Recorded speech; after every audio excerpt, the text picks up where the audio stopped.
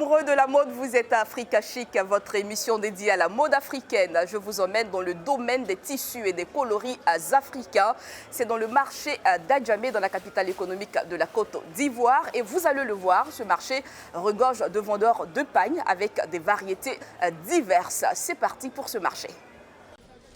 L'art vestimentaire traditionnel ou moderne représente l'un des facteurs caractéristiques de la culture et de l'identité d'un peuple. À l'instar d'autres peuples africains, la Côte d'Ivoire, depuis ses origines, a su développer et s'accaparer de la culture du pagne. Au marché d'Adjamé, commune des affaires de la capitale économique ivoirienne, le commerce du pagne est l'une des activités principales. On trouve de nombreuses copies de marques les plus prestigieuses de provenances diverses. La Côte d'Ivoire fait sa commande. Bon, souvent, les dessins qu'il y en a chez les gens de la Côte d'Ivoire, les gens de Lomé n'en ont pas. Les gens de Lomé, il y a des dessins qu'ils ont, les gens d'ici n'ont pas. Donc ça fait que souvent, on est obligé de prendre pour mélanger ensemble. Bon, il y a d'autres qui marchent, il y a d'autres, pour Lomé aussi, beaucoup de fois ça marche. Mais les prix sont beaucoup abordables. Parce qu'il y a une très grande différence entre le prix de la Côte d'Ivoire et puis pour l'autre pays. Maintenant, les pains Itaguette là, les petits Hollandais, les chicanvis là, ce n'est pas au même prix que pour la Côte d'Ivoire même. Pour la Côte d'Ivoire, ça c'est durable, mais c'est cher. C'est manque de moyens. Donc c'est ce qui fait que les gens viennent prendre moins cher là pour aller porter. Dans le marché d'Adjamé ici, les pains qui sortent beaucoup, c'est les pains qui viennent de Chine. Fancy, Itrap, Itaguette, c'est beaucoup demandé. Sinon, il y a les pains aussi Côte d'Ivoire, les blocs qui sont de la Côte d'Ivoire. Il y a Hollandais qui viennent d'Europe. Donc ça, c'est un peu lent par rapport aux pains qui viennent de la Chine. Carte de séjour, jalousie ou encore œil de ma rivale, les différents noms donnés au pagne sont souvent inspirés des faits de société ou encore du goût de consommateur. Mais pour Doumbia, ce sont surtout les différentes couleurs des différents motifs de pagne qui attirent son attention.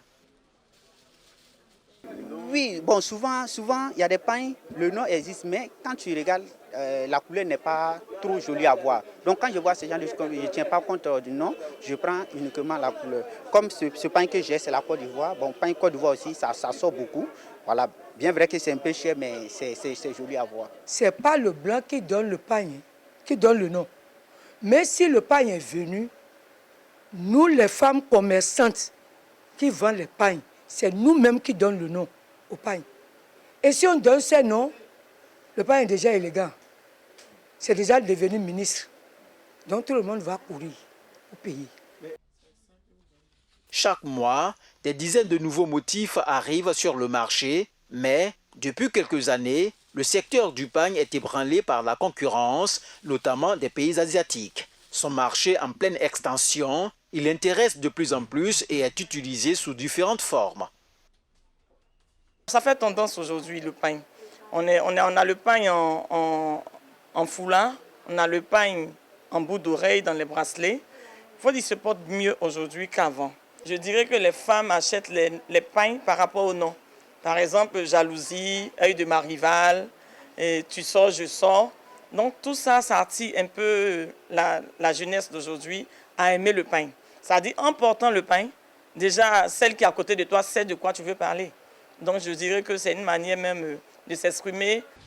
En Côte d'Ivoire, 90% des pagnes vendus sur le marché ivoirien viennent de l'étranger.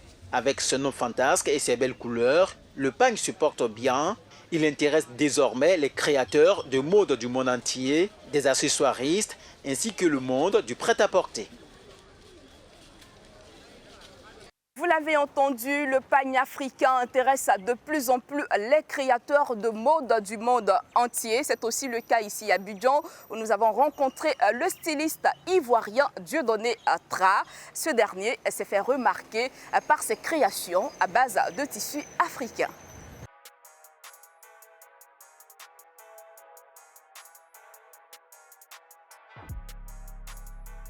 Je suis très Dieudonné, créateur de modes ivoiriens. Voilà.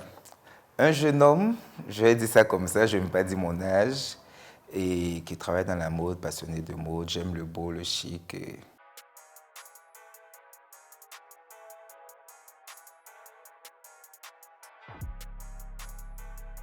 Oui, comme toute personne qui fait cette activité, pour la plupart du temps, on se fait former quelque part, il y a forcément un début.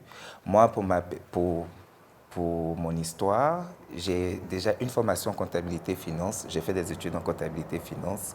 Mais j'étais tellement passionné de mots depuis ma jeune, tendre enfance. Et bon, j'ai laissé mes études. Et après, je suis rentré dans l'école de Misahui. Misahui, c'est un styliste, une dame styliste ici qui est très connue, qui est à le festival ONGI. Donc, qui tenait l'école Figaro Couture. Donc, j'ai fait mes preuves, mes études, j'ai fait des stages comme tout le monde. Et en 2008, je me suis installé à mon propre compte.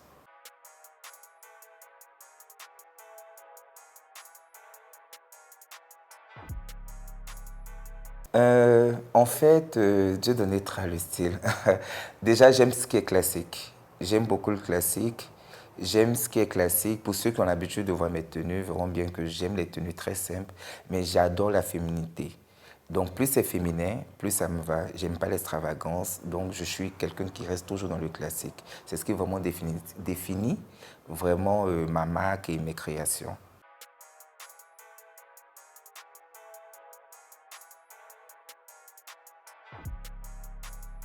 Mes collections, surtout, c'est déjà tout est dessiné par moi-même. Je crée tout du début jusqu'à la fin.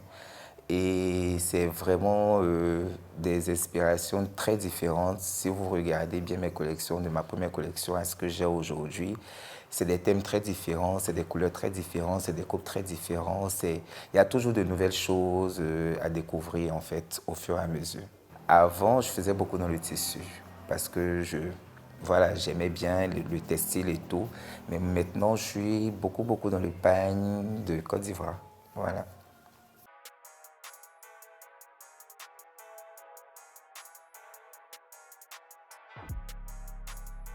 Oui, la mode africaine peut être très bien exposée parce qu'on a de beaux pagnes, on a de très belles matières comme le lin, comme les kita, le faso d'Anfani au Burkina Faso. On a de belles matières, mais le problème c'est qu'il faut que les gens emmènent les moyens pour la possibilité aux tisserands d'industrialiser et de rendre leur pagne encore plus consommable et moins lourd pour l'international.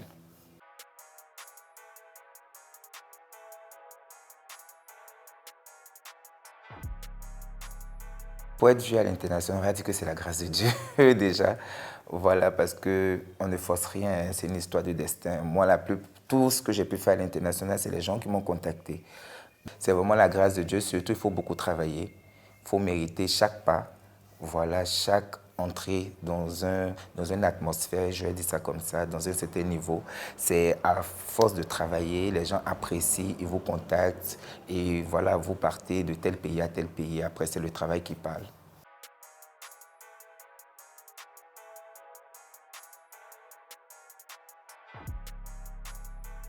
La création africaine, ce que j'adore dans la création africaine, déjà le poids baoulé. J'aime beaucoup cette manière de prendre les matériaux comme le fer, le bronze et tout. On fait des ornements pour rois, des bijoux, des décorations. C'est vraiment, ça montre que le travail des forgerons, je vais dire ça comme ça, ou des bijoutiers africains existait depuis très longtemps parce que ça fait partie de nos coutumes. Donc, on voit que l'Africain a un esprit créatif énorme. C'est pas venu de l'Occident. C'est des choses, des bijoux, des parures que nos parents, nos ancêtres nous ont laissées. Et on imagine la créativité, en fait, ce que l'Africain a développé depuis le temps ancien. Et ça, c'est vraiment magnifique.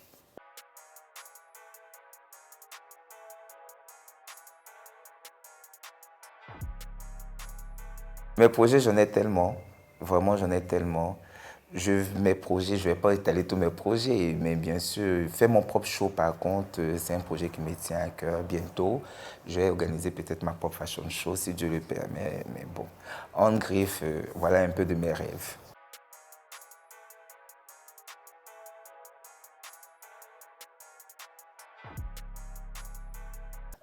Mon message pour la jeunesse qui veut faire ce métier-là, c'est de leur dire, croyez en vos rêves.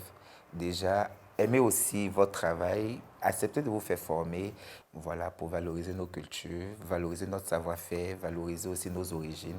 C'est très important.